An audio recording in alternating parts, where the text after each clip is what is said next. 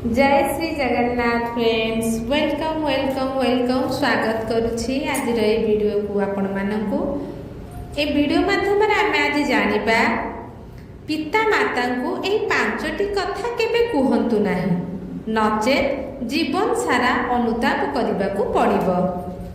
आसंतु video को आरंभ करिबा। वीडियो को जम्मा भी स्किप करिबेनी लास्ट पर्यंत सुनिबे। चैनल जदि नुआ थे चैनल को सब्सक्राइब करदेवे वीडियो गोटे लाइक करेंगे आ वीडियो जब आपण मानक भल लगे तेल सांगसाथी मानक शेयर करेंगे। आसतु वीडियोटी आरंभ करवा। क्रोधरे निज माता पिता को यही पांचटी कथा केबे कहतु नाही नचेत जीवन सारा अनुताप करने को हेबो।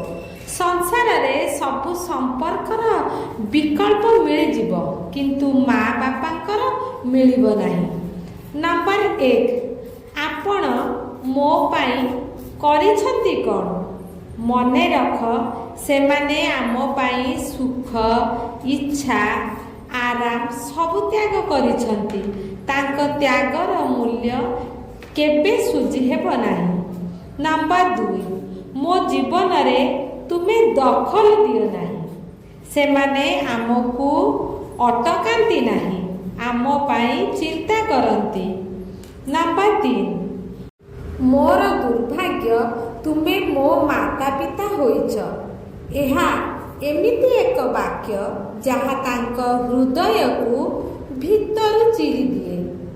बापा माँ एही कथा उपरे किछि कहि पारंती नाही किंतु जीवन सारा एही कष्ट को भूली पारंती नाही। नंबर 4 आपण को किछि जणा नाही होई पारे सबु जिनिस उपरे ज्ञान न थाई पारे किंतु जीवनर अनुभव तांको ठारू अधिक भल कम लोक जानी थांती। नंबर 5 मते तुमर आवश्यक नाही जेते पर्यंत पिता माता साथी रे थिबे किछि फरक पड़िबनी।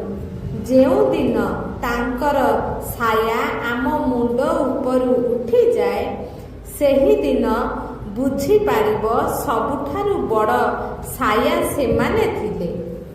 मने रख क्रोध किछि समय पाई होई थाए किंतु क्रोधरे कहिथिबा शब्द जीवन सारा अनुताप करने को पड़े। तेणु प्रेम श्रद्धारे कथा कहतु। वीडियोटी यही रखुची। वीडियोटी आपण मानकु केमिति लागिला निहाती आपणकर मतामत कमेंट बॉक्स रे जणैबे। वीडियोटी की लास्ट पर्यंत सुनी थिबारु बहुत बहुत धन्यवाद। रहुची। जय श्री जगन्नाथ।